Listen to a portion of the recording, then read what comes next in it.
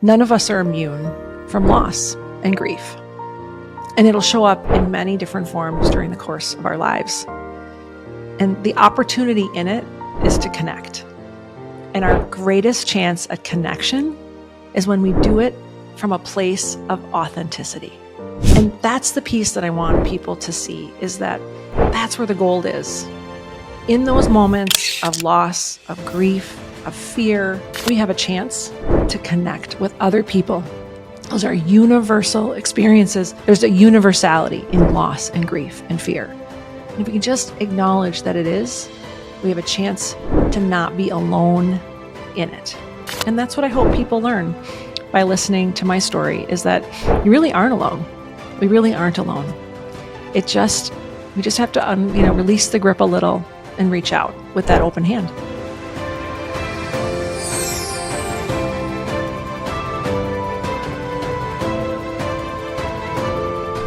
Sarah Schmidt, welcome to Passion, Love, Pursuit podcast. I am so excited to dive into all the goodness you shared today, and especially your story and how a lot of people I know will see themselves in your story as we kind of unpack a lot of the things you've been through and the lessons you've learned within those challenges. So welcome to the show. Happy to have you. Oh, thank you, Erica. It's great to be here today. I've been very excited for this recording, and I really love what you're doing and what you're putting out into the world, and the energy and the optimism, the perspective you offer. And so really, it's an honor to be able to have this chat today. Thank you. Oh, so appreciate that. Well, likewise, I was introduced to you by somebody, and as I dug more into your story, I was just so intrigued by, number one, the vulnerability. I really connect with other people that are vulnerable because I see the humanness in another when somebody is so comfortable being in their truth and being able to show all of them. And I think a lot of people have to go through a lot of things to get to that point to be able to reveal the true essence of who they are. And I see that in you, and I see what you're doing now with your new podcast called Wholey Schmidt. And when I say those words, Wholey Schmidt, I love it. Number one, I love I think a lot of people could relate to those words and they know what it means, right? These Wholey Schmidt moments, as you call it, we all have them, however you want to phrase it, but we all have these moments in life that just really, either drop us to our knees or really shake us. But in those moments, that's where true transformation, I believe, can happen. And on the flip side, then we're able to look back and see wow, because of this, I'm who I am today. This has just revealed more of who I am and show me the strength that already lies within. And so with these Wholey Schmidt moments, I would love to actually unpack your story and revealing some of them, because I think as we walk through part of your story, I think that a lot of people could relate to these moments in life that a lot of us experience, even if it's not the same as you experience, they could see themselves in it. And so I want to unpack it and see how you navigated these challenges. So first, I want to mention one of the biggest, most scariest moments I imagine in your life was getting the diagnosis of cancer at a very young age, 20 years old. I know a lot of people endure health challenges. I did at the end of last year, that I shared pretty openly on the podcast. And I know for me, since health is number one, it could really impact all areas of your life. And so I would love to hear, what was that like for you? And how did you navigate it? How did you discover you had cancer? And looking back at it now, what are actually, I'm asking you too many questions at once. So let me just first ask you. So yes, what was your experience in discovering that you had cancer, and how did you navigate this huge life-changing challenge? Oh man. Well, thank you for letting me kind of reflect on it, because every time I talk about the experience or tell the story, it kind of solidifies, even new wisdom for me. I'm still unpacking it, I think, because it was so fundamentally transformational in all ways. And it's hard for me to discern whether it was actually like the cancer diagnosis or the way I was treated by the medical establishment as a 20-year-old with cancer, or the way my family received the information and was and wasn't, frankly, able to do much to support me.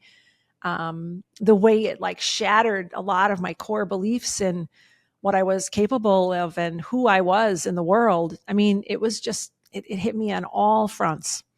If you think about like who we are at 20, we're beginning that big decade where the world says you're supposed to figure out who you are, what you're going to do, who you're going to be with, where you're going to live, all these things you're supposed to figure out in your 20s. And I started my 20s with this like earth shattering news that I might die. Now, I had Hodgkin's lymphoma. It's a very treatable form of cancer. The diagnosis I received was good news. And I was told I was very lucky. I had the lucky cancer. But I mean, I'm doing the air quotes and I'm being sarcastic intentionally because when you're 20 and you're told you have cancer, it doesn't matter what kind of cancer it is and where it is in your body. There's nothing fucking lucky about it, right? There's nothing easy about it. Cancer's scary. And it shook me, in all ways. It just threatened everything I knew to be true. And I had to really put myself back together again from a place of like really fundamental brokenness, this fundamental distrust in my body to take care of me and my ability to take care of it. And if you notice, even the way I talk about it, there was this incredible disconnection I had with my physical self. I no longer felt like it was mine. It was me. It was something I had to manage and figure out. And there was like this severed relationship between my head and the way I thought about my physical being and the way I experienced it. And really the next 30 years were me working on trying to put that relationship back together and reconnect and figure out how to be embodied in this fundamentally imperfect, flawed human form. And, so I'm speaking about it kind of esoterically, but, at a fundamental level, I was a junior in college. I was living in a dorm. I had to go through all the medical stuff of like diagnosing cancer, which was pretty awful, like pretty traumatic. A lot of surgeries and tests and procedures and physical pain and just, all of that. And then cancer treatment, which is excruciating, for even the most robust human being. And I actually also did it alone because my family had a very hard time accepting this diagnosis and they didn't really know what to do. And their response was to sort of do nothing. And I had always shown them that I was this like capable, good little girl who could do so much and who could be so much for them. That's who I prided myself in being. And I showed up that way in cancer too. And I gave them a pass when I saw that like they couldn't talk about it. They didn't know really what to do. They were very uncomfortable with me being sick. There wasn't sort of an ability to embrace this moment in our lives. And so I gave them a pass and I went back to college and I went through treatment alone. And they didn't challenge that. They didn't, they didn't step in and say like, whoa, wait a minute, this isn't right. We're going to really do this differently. They just kept continuing trusting that I had this. Like my motto was, I've got this. Sarah's fine. Sarah's okay. I was okay, but I was also scared shitless, Of course. And so my cancer experience was like incredibly more traumatic by the nature of doing it alone. And so I had this like fundamental, like, I can't trust this body, but I also didn't believe I could trust other people to be there for me. Ooh, can I unpack that a little bit? Because I think this is a important. A lot there, I know. Yeah, no, this point of doing it alone, because I think a lot of people, and I could think of people in my life that I feel are experiencing that.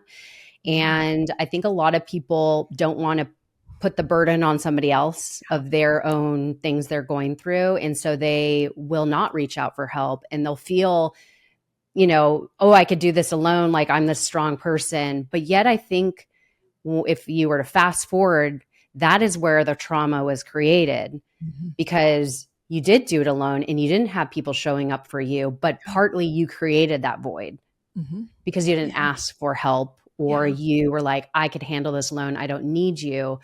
And for anybody that feels that way, that's possibly enduring a health challenge or maybe has in the past, and they realize, oh yeah, I didn't really have somebody there with me, supporting me through this journey. What would you say to them now? Because as you look back, obviously you're cancer-free now. Yeah. Positive note. Looking back, what would you say the lesson in that for you was, and what can you part onto us and anybody enduring that possibly feels like they're handling something alone? What would be your wisdom to share with them? It's funny. I continue to work with a number of like leaders, guides, sort of spiritual leaders, guides, coaches. I love having someone in my life who's always challenging me to think about things differently. So it's been 32 years since I received this diagnosis. And on Tuesday, I had a session with a coach that I've been working with. And the whole conversation was really about vulnerability and how it's so hard for me to show up. It's always, Sarah's fine, I'm okay. And I've had some really, really big stuff in the last few months, but in the last couple of weeks. And I led with, I'm okay, I'm fine. And it was really challenging me to see that there's the yes in that. That's true. And I'm also incredibly hurt and scared right now. And I continue to struggle with allowing both to be true. And like that piece for me is about vulnerability, right? And allowing my humanness, my vulnerability to be seen by others, and trusting that what I need is going to show up for me in the world. When what you really needed at that, in like that trauma that I experienced, being 20 and needing someone to show up for me and saying, hey, we're not going to do this the way we've done everything else. Okay. You're not okay. And I'm stepping in to help and support, and I'm going to be there with you, regardless of what you say. Like, that's what I needed at 20. I didn't know how to say that. I didn't know I needed it. It was like, but that's what I needed. And because that didn't happen, I have repeated in my life over and over again this mantra of, I just need to be okay. And people really can't show up in those big moments. And I got to do it myself. It's that subliminal belief. And, I continue to struggle with it. And so here's what would I say? I would say, fuck yeah, this is really hard, because I think there's this like early belief that we're indoctrinated into as little people that, we need to believe that our parents are, perfect because they're going to keep us alive. Right. And it's hard to question that. And we need to, I feel like I'm stumbling, Eric. I hope you can edit this out a little bit. No, that's okay. I feel like there's this just fundamental difficulty with being in our humanity and allowing our humanity to be seen. Like, there's some fear, there's some shame around, I don't know, I'm confused, I'm lonely, I'm hurt, I'm scared. Those things are so hard to admit to others, even the people we're closest to. Right. Like, it's like there's something wrong with us if those things are true. But those are the fundamental truths of the human experience. And I think a lot of our healing is just literally learning to accept it and show up that way. Like, I am okay today. I'm really doing great, actually. I've had a great morning. I had a really freaking awesome workout. I moved like a serious amount of weight this morning. Really impressed with myself, And guess what? I'm also really scared about like 3 things. I'm really, really scared today.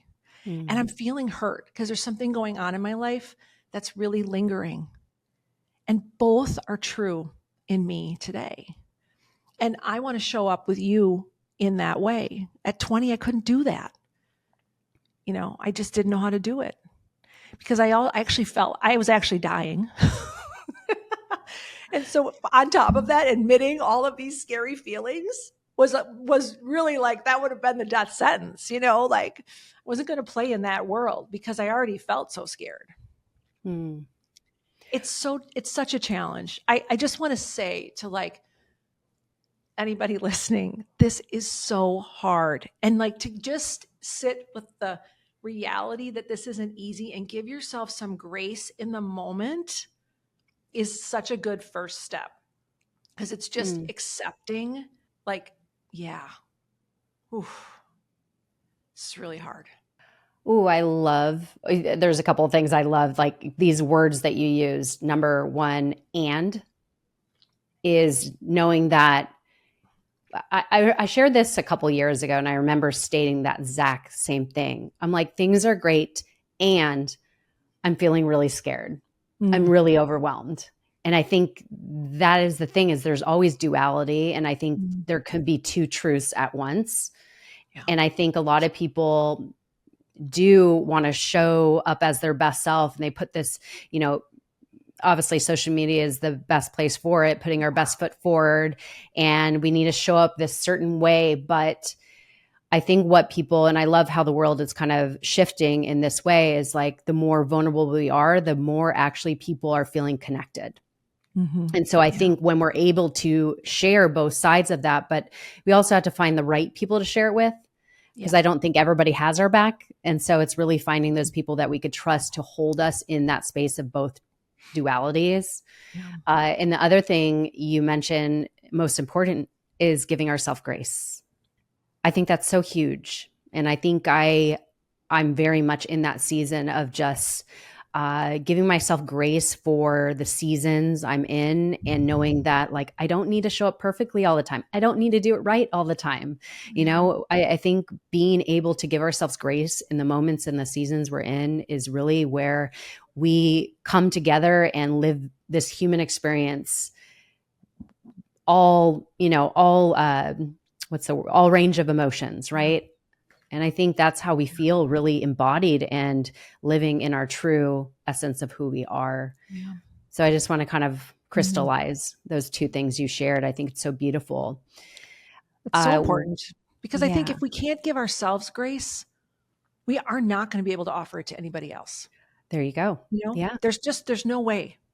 If you can't be gentle with yourself in these moments, how you will not do it well for others. This is truly where you got to start with you first. And I think the other thing is we so long for people to show up for us when we are hurting. But if we are not able to acknowledge the hurt, we are creating no space for anyone to be able to meet us there. So true. And this is really difficult, because we want to put the blame on everybody else, but it truly begins with you and how you receive yourself, how you are with you. And the older I get, I'm not that old, but 52 years, I've got a little bit under my belt here. The more I live, the more all comes back to me and how I receive myself in all these moments. And this is the work of, like, I swear this is the work of, like, the rest of my life. It'll be to just continue to receive me and be with me and love me and hold me and be my best friend, right? So that I can do it well for everyone else and anyone else, and be open to receiving it. I, first of all, amen to all that, completely reiterate those same words myself all the time. And I think this is the work, is really, returning home to ourselves, so that we are making sure that we cater to our own individual needs ourselves. And so that we are filling up our cups so that we could overpour it onto others. Because if we're lacking anything, how could we show up fully for others? It's so important, so critical. And that's why this is a lifelong journey that we're all on. And so I want to talk about that, because you actually brought up something I like to talk about a lot with self-acceptance, because I think this is a key component in our growth. And I think if we don't come to a place of fully accepting the totality that has brought us here, we will never fully be able to love ourselves, because if we're not accepting our past or the challenges we've been through, then there's almost a separation. Like, I'm going to live on regardless of this. But what we've been through is what made us who we are today, right? And so what has your journey been with self-acceptance? And I would love to know your thoughts on that, because I believe, as you kind of said, there was a separation between this cancer diagnosis and you trying to live on without it. So how did you kind of come to a place of fully accepting this has been a part of your journey? And how do I move forward and loving myself with that being a part of me? That's a good question. I'm not sure, because I think I will keep working on this. This will be another thing I get to work on my whole life. But what I really see in my kind of story is a little girl who was raised in a culture, like family, religious part of the country. I mean, I grew up in the Midwest in a very German, Dutch kind of community. So there was a lot of that, that sort of mentality of like, you just do it. You just move through it. You muscle it out. You're independent, pull yourself up by your bootstraps, work a little harder, try a little harder, and then there was the Catholic upbringing that I had, which was very entrenched in my life. So I went to Catholic school. My mom actually was a nun before she met my dad. Wow. We were very connected to our church. I went to church 4 times a week. And in that context, it was this whole sense of like, you have to repent for this original sin that you were born with, that you can't get rid of, and you're not worthy, and you have to strive and do all these things to sort of earn sort of eternal life, all these messages that were just really indoctrinated into me. That message of like, you're not worthy, you're not fundamentally good. You got to strive for that. You got to work for that. You've got to prove it. And it's never enough. Made dealing with cancer and really everything else I've dealt with in my life really freaking hard. Yeah. Because I didn't feel good. I didn't trust that I was good, just me. Like that whole, people will talk about use the mantra of you're enough. That would have been like, nobody ever said that to me. No one ever said to me, Sarah Margaret, you are enough. It was, Sarah Margaret, we need this. Sarah Margaret, prove that. Keep working, keep striving, but you'll never be enough. And you shouldn't even hope for it. That's selfish. That made all of this so much harder. And I don't think what I grew up with is unique to being Catholic or unique to living in the Midwest or unique to being, of German ancestry. Okay. It's not. It's part of being human. Yeah. And so a lot of my work, internal work, has been just being okay with me, being fucking okay with who I am, and being okay with being human. I mean, as you listen to that, there's sort of I was trying to be superhuman, right? And who is? None of us are. And really letting go, shedding all those layers. We started talking about like, kind of reinventing yourself. Part of my reinvention has been not so much finding something new, but getting back to my core, shedding all these layers of things I took on, like shirts and coats and layers that I've been wearing and carrying and trudging through life with, and finally accepting like these don't fucking fit. They're not for me. Right. I don't want these. I didn't choose this. This isn't who I am. And getting back to like who I really am at my core, which is love, infinite love. And I mean, that's really, really challenging. It's really hard, but it's also really beautiful. And I find it super fun. And so why do I love to talk about this? Because there's so much joy in it for me.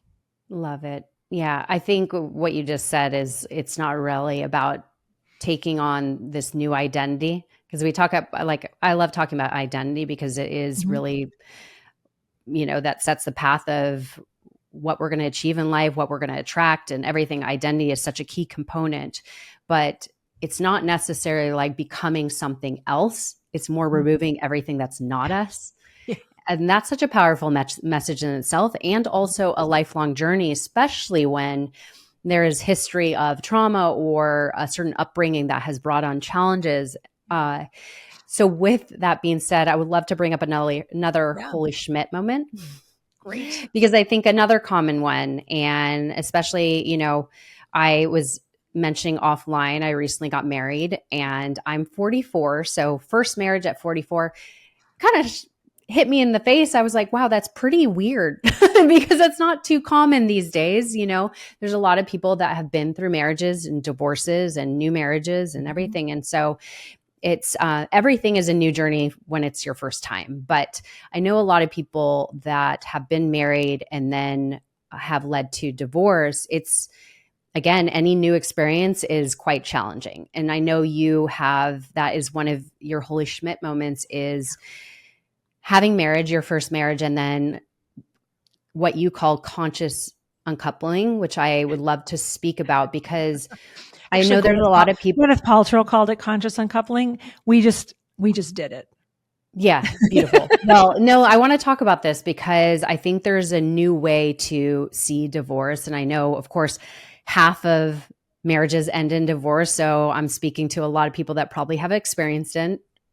And I want to talk about navigating it. And maybe a new way we could navigate it is consciously uncoupling, and how to, especially if you have children involved, how to, set yourself up to exit a marriage in a healthier way. And so I'd love to hear your view on this, and also just speaking a little bit about, your journey in marriage, because it's, one of the parts of your story is you came out and you married a woman. Your first marriage was with a woman, and then second marriage with a man. And so I kind of like to unpack that a little bit, but most importantly, I would love to talk about the divorce aspect and what we could do to really help navigate that challenge, that Wholey Schmidt moment, when we're questioning if we should continue a marriage or not. Yeah. Well, I've been divorced twice. I mean, I'm like just at the end of a second divorce. And so I can, it's not something I'm proud of, yet I'm not ashamed of it either. Two completely different situations, two completely different experiences, two completely different divorces, and then a lot of learning of what is for me and what isn't. I think first of all, I want to just try to pull away or help remove some of the shame around divorce, because now I have a very self-interest in this. Okay. So I'm a little biased. I don't want to beat myself up about this. And I've learned that I don't have to. And I don't want other people to do it either. I mean, I believe fundamentally it is okay. It is okay to let go of the things that are not aligned for us. And I also don't believe that fundamentally we're meant to be with the same person for our entire lives. Now, if that can happen, I think it's really, really amazing. Like I have an aunt and uncle who were married like 75 years. Phenomenal, right? However, I don't know that that's meant for everyone. And as we think about marriage and how it has evolved and what it means today and what we ask of it, it is not a financial partnership anymore. It is so much more than that. To find that one person who can do that and be in that relationship with us for our whole lives. I mean, if you can do it, great. But if it's not, it's okay. I really think that it's time to just accept, like, you're going to change careers. You're going to move different cities, and you might live in different countries. It just might be that there isn't one person that you can spend your whole life with. And I think it's okay. I want to just say that, for people who are feeling like, they failed. Well, Right. the only way we learn is by making mistakes. That's part of life too. Yes. I think when we do divorce, right, we have an opportunity to be very intentional about it. Just like we have the opportunity to be intentional about all things in our lives. I can be intentional about what I'm going to eat for breakfast, and I can be intentional about how I separate and how I move on from a marriage. And my ex-wife and I were incredibly intentional. And we both wanted to be. That's a key piece here. Yeah. We were both aligned in that. And we both were committed to the children we had adopted and doing the best we could for them. And and keeping them as, keeping them removed from our conflict and our disagreements and all those things, and co-parenting in a way that was going to serve them. So, what we did a couple things that were kind of unusual, right? We wrote a vision statement for how we wanted to co-parent. I love that. Now, I want to acknowledge that not everybody can do that, because if you don't have somebody who wants to write a vision statement with you, it's very hard to write a vision statement and then not have someone, this was about the two of us agreeing, and we worked together on it. And we were very, very, very committed. And I hear from people quite a bit like, well, there's no way my partner, my wife, my husband would have ever done this with me. Well, okay, I accept that. It shouldn't stop you from writing the vision statement of what you want and who you want to be. Because I guarantee, like, even in the early days, and there were moments where I was really struggling with being my best self. I was angry. I had some resentments. I was bitter, all these things. I felt lost. I had to do some things to rein myself in and to manage my feelings around this so that they did not get pushed on her or the kids, right? So if you have a willing partner, I think it makes a huge difference. If you don't, I think there are still some things that you can do. Yeah. And, I'm learning this in my second divorce. We haven't written a vision statement, but I am seeing the things that I need to do to be the person I want to be in this situation, regardless of what he does. It's a lot harder, but I'm learning so much about myself in it. That's where I'm finding some of the joy, because it's in the challenge. It's in the learning. Go ahead. Sorry, what I was going to say to that, you're mentioning self-responsibility, and that is really all we have control over anyway. So the fact that you're inquiring with yourself, like, how do I want to show up? How do I want to be in this, be as just a friend and continuing a friendship, but knowing we no longer serve each other as partners. I think it's beautiful to have that self-inquiry. Like, really all that matters at the end of the day is how we control ourselves, because that's all we can control. And how could we show up as our best self? I mean, this whole podcast is based on the learning the things that are necessary so that we could show up as our best self. Yeah. To who we are authentically. How I respond to the snarky text message or the accusations or whatever it is, the debate of the day, or how I respond, how I take responsibility for my response and what I say, what I do, how I act, how I interact. These are the things that I can truly control, and regardless of what is coming at me. And that is unconscious. That is conscious uncoupling. That is. And it might not be with a partner at all times, but you have a lot of authority and autonomy in what you do every day. And it's everything from how I take care of my body, how I interact with others, how I acknowledge the stranger on the street. I mean, all of these things contribute to this aura, this sense of self, of how I want to be in the world. And I think there's lots of situations that it's a lot harder. Sometimes it's easier to be nice to the barista than it is to be nice to your partner. But how you do both is really important. Yeah. It's really important. Absolutely. Absolutely. So let's talk about moving through Wholey Schmidt moments and building this resilience so that when these moments or challenges come in our life, how we show up to them, how we handle them, how we respond to them is obviously going to show what growth we've had through these challenges and the lessons we've learned through all the challenges. And so I'd love to know, how have you been able to cultivate a resilience and grit as you've transitioned through these Wholey Schmidt moments in your life? I sometimes wonder the same thing, Erica, because I have this special skill, and I don't know if it's like, I've often wondered, is optimism like a gene? Is it genetic? Because I feel like I'm a fundamentally optimistic person. So I fundamentally believe that I can do hard things. I can do them. I fundamentally believe that the hard things I'm experiencing, they're not going to last forever. I fundamentally believe that the universe has my back. I just believe it, and I always have, even in the midst of, like literally, like I was in my dorm room in a hall bath, vomiting uncontrollably, and my hair was falling out at the same time. Gosh. I was able to get up off the floor and get to my bed and lay in a position that I could watch the sun come up. And I knew that if the sun came up, I'm going to get a little emotional. I knew that if the sun came up, that there would be a new day. And I have always in my life, I'm a little like, I'm sorry.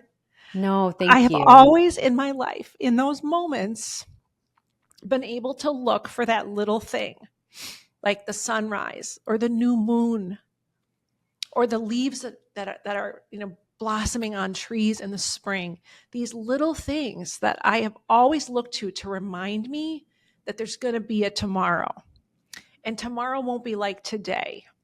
And this sense of fundamental hope that I carry with me. And I've carried it with me through cancer, through divorce, through the loss of my dad, I have 2 children who have some really serious health issues. We're actually in the middle of them right now. I fundamentally believe that there's always another day.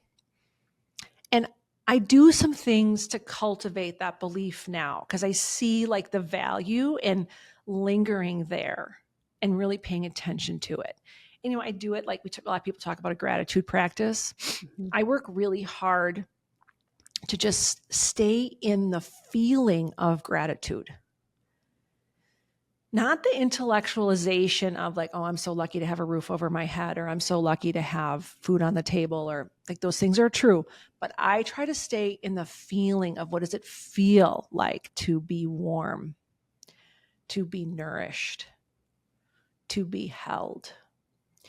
And like that's a little practice I do.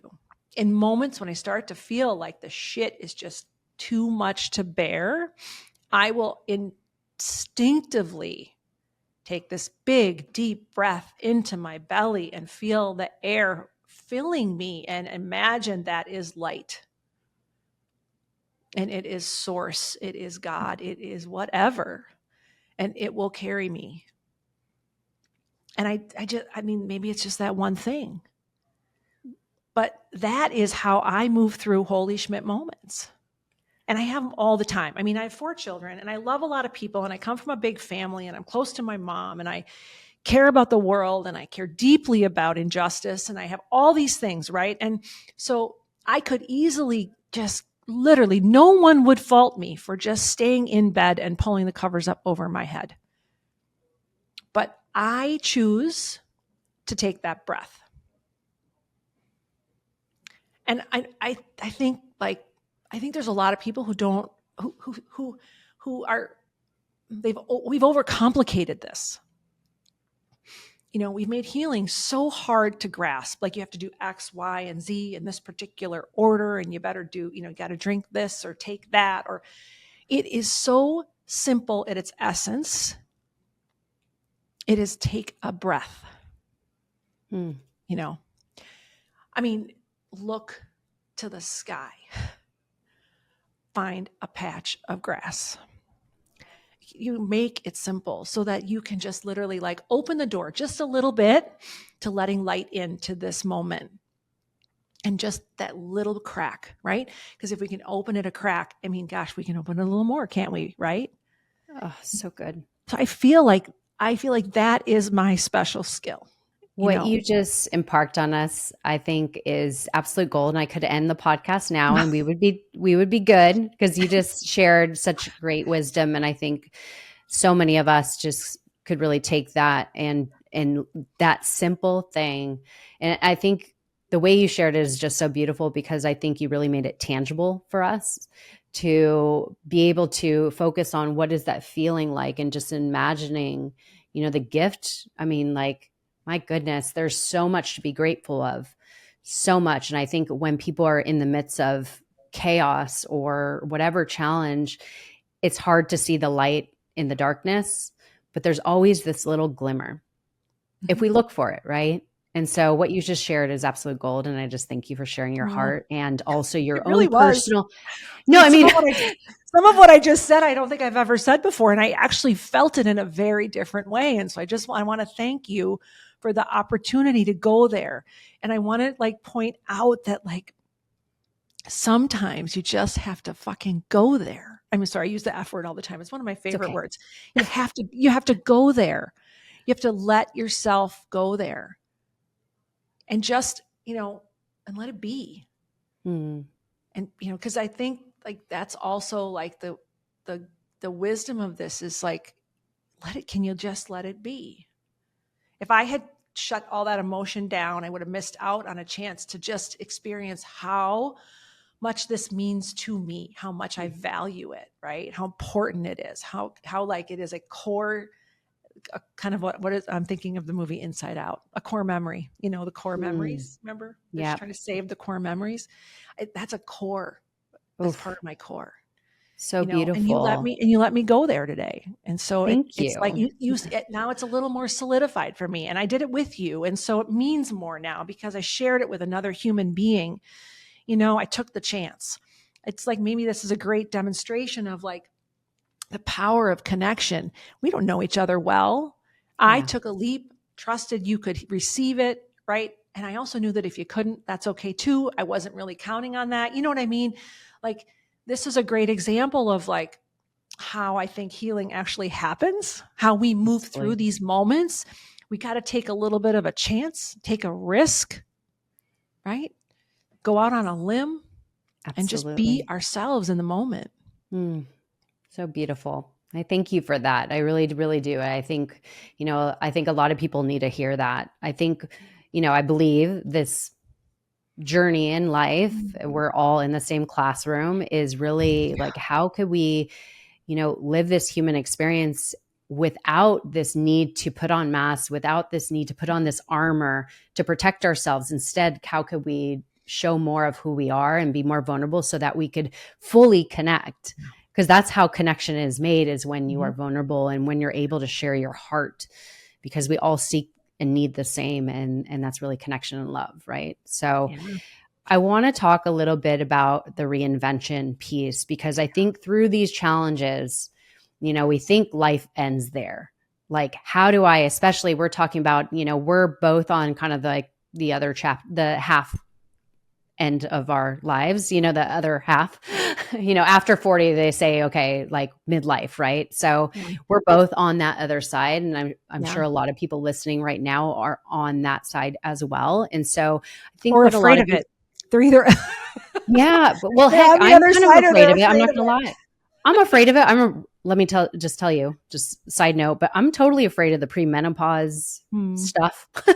So I'm kind of, realizing, oh, I'm in that bracket right now. And so I'm kind of facing it. I'm a little fearful, but I'm at least equipping myself with knowledge so that I could lessen the fear of it, instead be proactive. Right. And so I think when we have these conversations, that's really what it's about. Right. Yeah. And so talking about reinvention and the second stage of life, let's say somebody is, we're about to enter a new year, and that's when people really, their wheels start turning and like thinking about, oh, I really want to create something new for my life, but I'm so afraid. It's, this vision, this passion I have, it's out there. It's something that nobody knows I am, or that I have a passion in me to do this.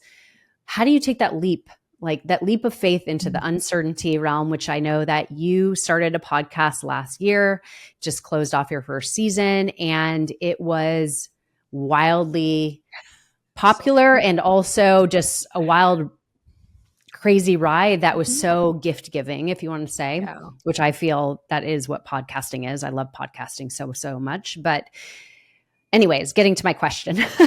So what would you say to somebody that is wanting to reinvent themselves and really step into the unknown, the uncertainty realm, and really just take a leap of faith in what's pulling at their heartstring? Well, the first thing that comes to mind is the question, What are you willing to let go of? Hmm. Because I think for me, it wasn't so much this experience of like finding the new and adding something in. It was shedding what wasn't aligned and uncovering what was. Hmm. And I mean, that's hard, right? Because I think in order to invite new, we have to be willing to let go of the old. And we can't wait for the new to show up to let go of the old. The new doesn't show up when we're clinging to the past or to what isn't working for us or what isn't feeling satisfying. You know what I mean? You got to create some space. And there are little ways to do that. Like I think people tend to think, okay, I can't start all over. I hate my job, but I can't quit it. I want something new. Well, you don't have to quit your job. You have to start to create space, right? So it's detaching. It might just be emotionally detaching, intellectually detaching, spending an extra hour a week on something else, opening up your computer and starting to write, or, whatever it is. It's just taking those steps of moving toward the new, creating space for the new, and for me, that was really phenomenal because I thought I was, when I was turning 50, I was getting real antsy. I wanted to I had let go of a lot of things career wise when my littlest was born. I was 44 when I had my last child and my only child that I birthed. And I decided I would not be working as much so I could be home more. It was like the last hurrah. I was really going to be intentional about how I parented. So I let go of a lot of my career roles and I just dove deep into motherhood. And then motherhood really showed up. I had like a lot on the motherhood plate for a long time and it was all consuming. And it started to feel like too much. And I wanted to do something else. And my brain was craving something new. And I was craving community, all these things. And I recognized that I could not do anything different until I let go of something major, which was accepting that, yes, I'm extremely good at motherhood and it is requiring a lot of me, but it is not my totality. And intentionally creating space for what might be. It was really scary because, it's a lot easier to hold on to the old because we know it. Of course. That's why people stay in relationships that are not fulfilling and they're dysfunctional. We know it. It's a lot scarier to let go and step into nothing. I'll take something over nothing most days. I had to let go of something and step into nothing. And I had to do it slowly, little steps, baby steps. But the more I did it, the more I started loving it. And now I'm like becoming a little bit like, wow, this is kind of fun. What else? Where else is there something I can explore here? Because this is exciting and fun. And I'm learning so much and it's becoming easier. And it's like a muscle. You can't go into the gym and expect to pick up the 35-pound weights and bench press. Okay. You can't. Unless you're a 6'5" man who is very well muscled. Okay. As a woman, right? You work up to it. It's kind of like opening the door and letting the light in, Right. It's kind of the same thing. Little things, little steps, stepping slowly into the new, creating space. I feel like is like the key to this. The other thing that happened to me, this was like, maybe, I don't know, maybe it's a month and a half ago now. I lose track of time. But I had this moment in a day where I was just feeling such profound joy. It was like, I was just like lit up by life. And I realized, or it came to this sense of like, this is who I probably was when I was like 2. I had a sense of myself, my most authentic self. I love that. Just like, and I could all of a sudden relate to who I probably was when I was like 2 or 3 years old. That sense of curiosity and wonder and joy, and the whole world is your oyster and everyone loves you. And, you're adorable and you just love everything about yourself. And you just, think of a 2-year-old who just stands up straight and screams, no, because they know what they want and they're going to go after it. And I realized I had to get to that me, I had to find her again. And that was a process. And it was from that place that I wanted to make decisions. That part of me that was so authentically me. I feel like I'm a little bit rambling, but I think it's a mistake to expect that this is about just picking a new career and changing jobs, or it is about these little things we do every day. So true. Actually, I think that's such a great point, because I think there's clues in our life. And obviously, the only way we could really be aware to those clues is creating the time and space to actually recognize them, right? Instead of filling all our time with all the noise and scrolling and all these things. And actually, I'm just going to share this because this was one of the times in my life towards a couple months ago. I was really intentional and focused on this really important time in my life of getting married again. Like I've waited my whole life for this, And one of the big things, one of my biggest struggles has been relationships. And so to feel like, wow, this is something I really, like not needed, but because I hate to say I need anything, but it's something that I've wanted my whole life and something I value so much. Personally, I value marriage. I value the container and the unity and what it represents and the devotion to one another. And so it was so critically important to me, so much so, which I'll be sharing this, or you're probably going to hear this if you listen to some episodes that will be coming before this one's being released. Anyways, in regards to being very intentional and mindful of, again, as I talked about the season and for what I need now, and kind of just touching on taking that step that's needed at this moment and kind of letting it be and letting it become what it needs to be instead of forcing all these other things. And I forgot what you said that really made me think of that. But basically just being very, not needing to know everything yet, but being mindful in the steps you're taking, being very intentional and being very clear, like, why are you doing this? What do you need now? Opposed to needing to figure it all out and to pressure yourself to do all these other things. But yet, what are you needing now? I just think it's so important. And so I made the choice to pause my podcast because of it, because I was so focused on planning a wedding and all these things and actually went a different direction. But that's another story.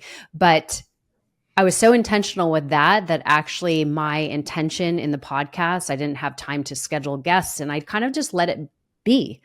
And I kind of just accepted, okay, this is really what's important to me right now. And so I'm going to be mindful and intentional with this and maybe be okay with, maybe I could let this pause for a second and just give myself this moment that I do need and honor that.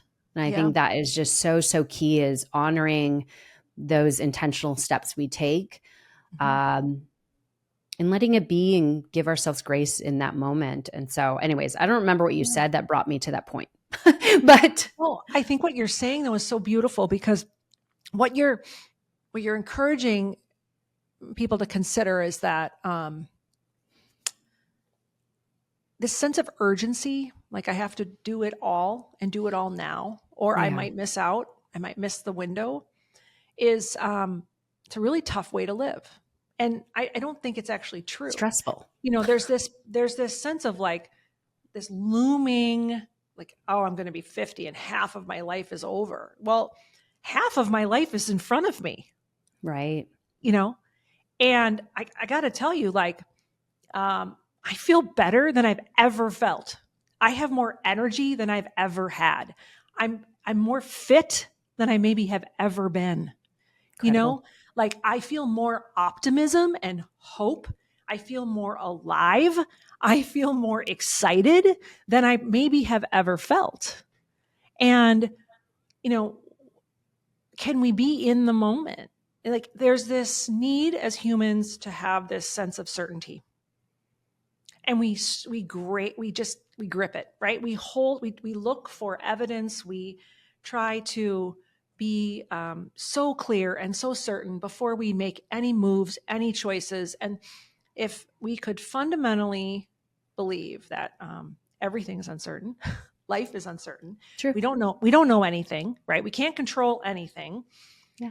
And we let go of that a little bit, let go of our grip on everything a little bit.